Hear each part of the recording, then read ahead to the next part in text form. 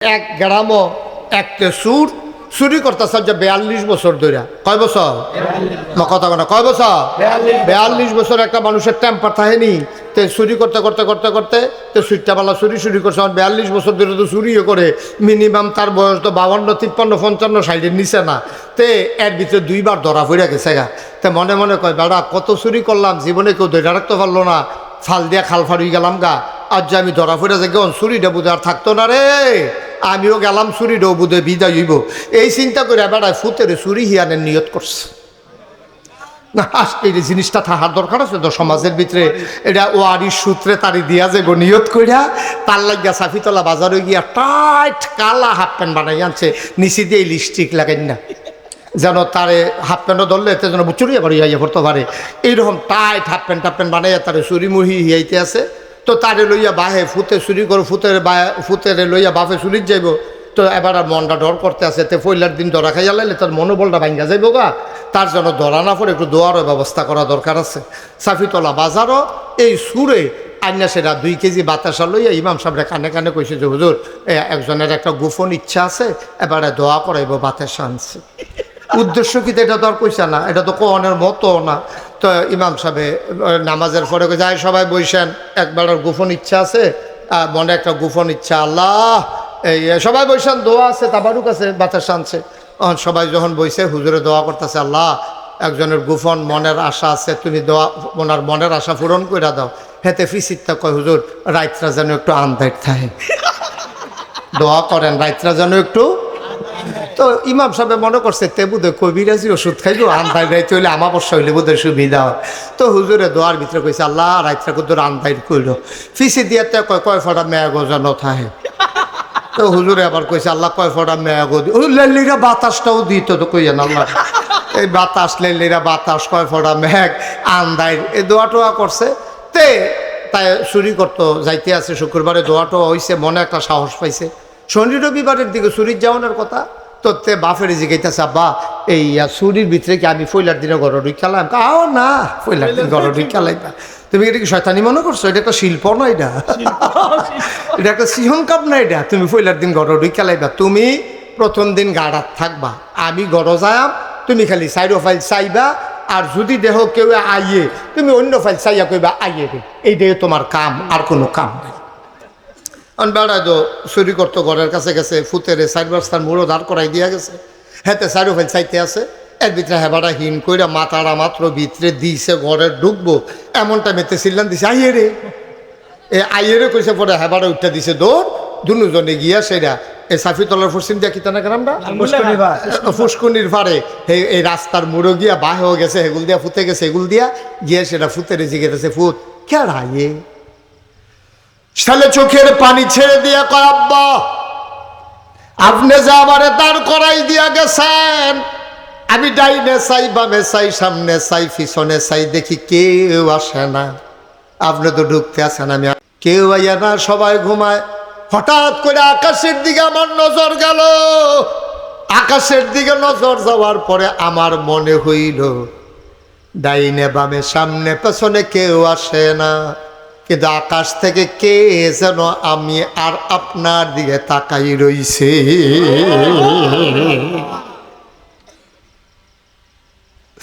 আমার মনে হইছে আল্লাহ দেখ খেলাইতে আছে। এই জন্য আমি চিল্লান দিয়া কইছি আইয়ে রে। বাপে আঞ্জা দিয়া ফুতেরে ধরছে, ডাক দেওয়া কই ফুত 42টা বছর চুরি করলাম, কোনোদিন এই চিন্তাটা মাথা তাইছে না রে ফুত। তোরে আন্নাদে আমার একটা ভালা লাভ হইছে, তুই আমারে আল্লাহর ডর শিখাইলাই ছোটরে ফুত। আয় আয় আয়, আমরা বাহে ফুতে এই কামার নাই, দরকার নাই। কাম লাগলে রিক্সা চালাইয়া খাইবি, কাম লাগলে মানুষের বাদ বদুল্লা দিবি, কাম করবি, জোতা সিলাইবি, কাম লাগলে মেথরগিরি করবি। আজকের থেকে আমাদের আর চুরির দরকার নাই, বলেন সুবহানাল্লাহ। বাহে ফুতে কথা কইতে কইতে গাড়াত গেছে, পরে আওয়াজ শুননা তার মায় দৌড় দিয়া ঘরেতে বাড়িছে, বাড়িয়া খাড়িয়ে না দিছে, কিতা কিতা আনছেন দেন, খারিদ দেন। কাজ যে ডানছি এটা খারিদ দেওয়ান যেত না। কই এটা? কই এখন এই জায়গাটা রাখছি। এবিডি মনে করছে হয়তো কানের জিনিস মিনিস বোধহয় দৌড় দিয়েছে লইয়া, এটা বোধহয় ফকেটও লইয়া রাখছে। কয় দেন না দেন, ভালোই হয়েছে, কানের জিনিস চালিয়েছে আগেরটি। আরে না এটা ভিতরে। কই কিতা এটা? কয় এটার নাম হইলো আল্লাহর ভয়। সুবহানাল্লাহ কইতেন না?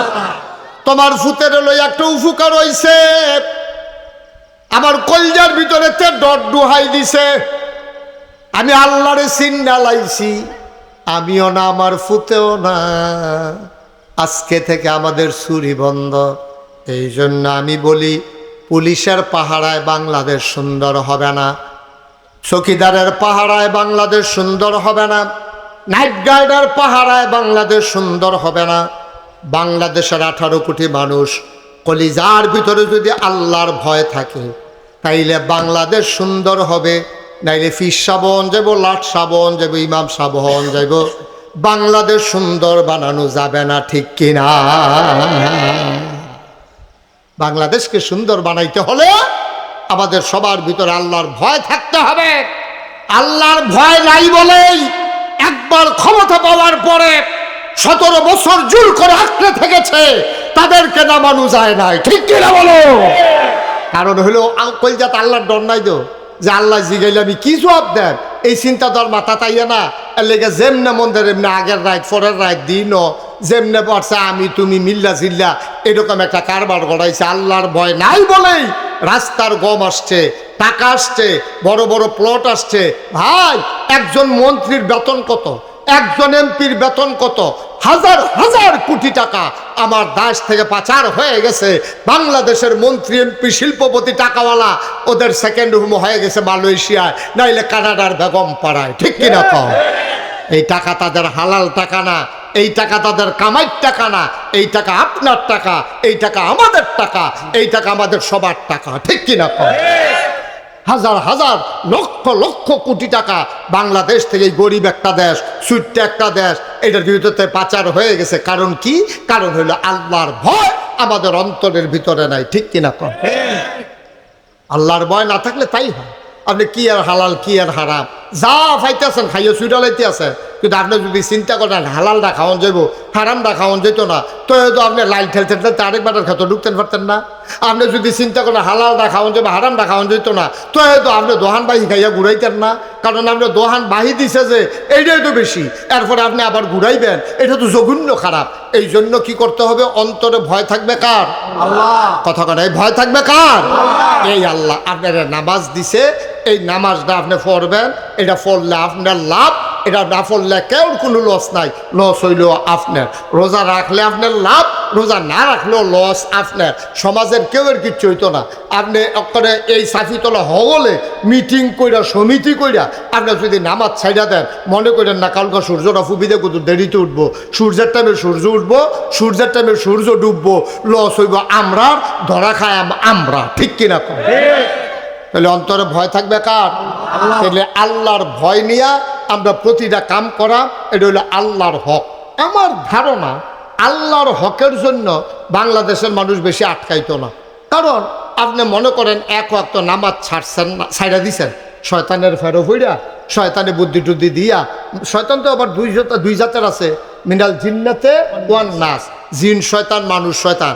আপনারা ফার্ম ফোর্টি দিয়া নামাজের টাইম হইছে পরে আপনি আইতেন লইছেন মসজিদও, কয় যে ও একরামরা বাড়ির পশ্চিম দিয়া নতুন মসজিদ রয়েছে, আমরা যদি মিল্লা জিল্লা করছিল এসার নামাজটা পড়াই, আপনি আইতেন লইছেন পরে আরেকবার ডাক দিয়া কয় ভাই চাটা খাইয়া যাবেন, আপনি কইছেন নামাজটা পড়াইতে আসি, হ্যাঁ তো চাটা বানাই নিছি, চাটা আপনি কি রওনা দিচ্ছেন নামাজের দিকে, আর হেতে আপনার কি লুবনীয় প্রস্তাবটা দিছে চাটা খাইয়া যাইয়েন, আপনি কইছেন আইনে আইয়া খাই আমার কি বানাই লিখছি তো, দুটা টান দিয়া যাই কেন ঠান্ডা হয়ে যাবো গা। দেখছেন নাকি আপনি ফার্ম দিয়া আপনার নামাজের তো একটা চায়ে তো আপনার ঘুরাই লিছে, ঠিক নি রে?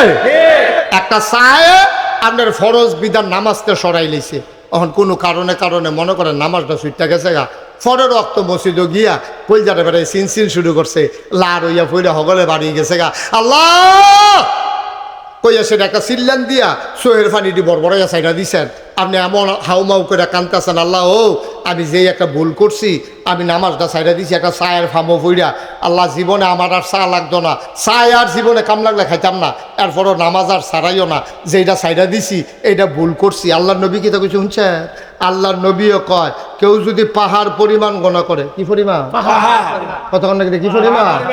সবাগুলো কত না কি পরিমাণ? তারা পাহাড় পরিমাণ কয় না, কয় আমরা এগুলো পাহাড় নাই, কয় আমি দেখতাম আর এটা উদাহরণে না, কি পরিমাণ? পাহাড় পরিমাণ কেউ যদি গোনা করে, আরে তুই গোনা করলে কয়টা গোনা করছ? পাহাড় পরিমাণ গোনা করছো তুমি। আল্লাহর নবী কয় এই পাহাড় পরিমাণ গোনা কইরা কেউ যদি একটা ফোঁটা চোখের পানি ছেড়া দেয়, এই চোখের কোনাতে পানিটা নাকটা আর এখানতে শুরু হয়েছে নাকটা, হ্যাঁ এখন শেষ হয়েছে, আয়না চাই একটা দাগ দিয়া লই এখান দিয়া কলম দিয়া এই অর্ধেকটা নাক বরাবর চোখের পানিটা আসার আগে আপনার জীবনের পাহাড় পরিমাণ গোনা মাফ। দেখে আমার কথা না নবীজির কথা? নবীজির কথার ব্যাপারে আমাদের কোনো সন্দেহ আছে? কোনো সন্দেহ? আমিন কন, জোরে কন। নবীজির কথার ব্যাপারে আমরা নবীজি কইছি। আরে গোনা করলে কয়টা করছত বেড়া? নইলে পাহাড় পরিমাণ করছত। তোর গোনা যদি হয় পাহাড় পরিমাণ, আল্লাহর ক্ষমা হইল আকাশ পরিমাণ। তোর গোনা যদি হয় পুকুর পরিমাণ, খাল পরিমাণ, আল্লাহর ক্ষমা হইল সমুদ্র পরিমাণ। সুবহানাল্লাহ কইতেন না? আপনার 5 মুন শৈলের ভিতরে 5 মুন ময়লা মাইক্যা আপনি যদি লাভ দিয়া পানি ফেটে যান, সমুদ্রের ভিতরে গিয়া কক্সবাজার গিয়া, পতেঙ্গা গিয়া, কুয়াকাটা গিয়া আপনি ফাল দিয়া পানি ফেটে গেছেন গা, শৈলটার ভিতরে 5 মুন ময়লা গম দিয়ে আপনার লগে দিয়া মানুষ যাইতে পারে না, আপনি ফাল দিয়ে সমুদ্র ফেরে গেছেন গা, সমুদ্রে ধুইয়া পরিষ্কার করিয়া আপনি ফাল দিয়ে উঠছেন, সমুদ্রের পানি আবার গৈরান দিয়া ময়লা কই লইয়া গেছে গা, সমুদ্র নাফা কইছে না, আপনারে ফাঁক কইরা লাইছে। সুবহানাল্লাহ কইতেন না? সমুদ্র যদি 5 মুন, 10 মুন, 50 মুন এই ময়লা হজম করার ক্ষমতা রাখে, মেঘনা নদী, গুমতি নদী, পদ্মা নদী, কত মেল ফ্যাক্টরির বর্জ্য খারাপ পানি গিয়া পড়ে, এটি কুদ্দরা কেমনে জানে এটা ঢেউ হইয়ে আবার রঙিন পানিটা একরকম হইয়াছে গিয়া, ঠিক নিও? তাহলে সমুদ্র যদি এটা পারে, আল্লাহ পারেনি? কথা কনার পারেনি রে? আল্লাহ। আপনি গোনা করলে করছেন, আল্লাহর কাছে মাফ চাইছেন, আল্লাহ মাফ করে দিবে, এটা আল্লাহর ওয়াদা। আল্লাহ বলছেন উদউনি আস্তাজিব লাকুম, বান্দা তুই মাফ চা, আমি তোরে মাফ করে দেব, তুই দোয়া কর, আমি কবুল করে নেব, তুই চা, চাইতে দেরি আমি দিতে দেরি করব না। সুবহানাল্লাহ বলবেন না? আপনাদের এমন ব্যাক করেছি, চাইতা মতো ইচ্ছি না, চাইতা মতো পারি না, ঠিক নিও? চাইবেন কার কাছে? আল্লাহর কাছে অভাব নাই, আল্লাহর কাছে অভাব নাই। চাইবেন দিতে ডব্য দিয়ে দিব, আল্লাহ সারা বছর বইয়া বইয়া লইয়া লইয়া খাইবেন। সুবহানাল্লাহ কইতেন না? তো 1 নম্বরে আমরা না দায়িত্ব কয়টা? মাশাআল্লাহ, আমি তো কই কি তারা বোধহয় বেশি আনা না। মাশাআল্লাহ, ভালো সচেতন নাগরিক সবাই, মাশাআল্লাহ মনোযোগী শ্রোতা, খালি আওয়াজটা বাড়াই দিয়েন, বাহিরে আমি বুঝাম। মারহাবা কর। হইছে, মোটামুটি হইছে, তাও আবিরে কইছেন না? সভাপতি তো কইছে না, বাতির তলাম তাই। আমি তো কই কি তারা আওয়াজ হয় না, কিন্তু সভাপতি কয় না, বাহি তারা যে হুইতালাইছে না, এটা তো কপাল ভালো।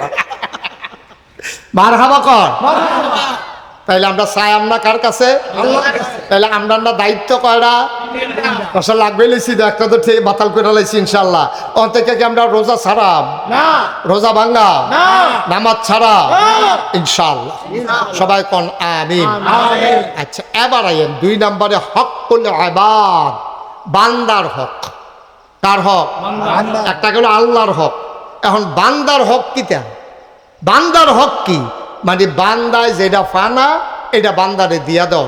আপনার কাছে সমাজের সবাই ফানাস, আপনি মনে করেন না আমি কি সমাজের খাই না পড়ি, পাকনা কথা কইেন না। আপনি খান আর ফরেন আর যেটাই করেন, এমন একটা মানুষ নাই, হুদা মানুষ না, এই সমাজে যা কিছু বাস করে ওখানে কুত্তাটা পর্যন্ত আপনার কাছে ফানাস। হ্যাঁ, একটা ফানা, হ্যাঁ এক রকম। আপনার মায় আপনার কাছে ফানা আসেনিও? এই তো মাশাআল্লাহ বুঝ জ্বালাইছেন। আপনার বাপে আপনার কাছে কিছু ফানা আসেনি? ভাইয়ে ফানা আসেনি? বইনে ফানা আসেনি? জিয়ে, ফুতে, বউয়ে, তাহলে সকলে দফানা।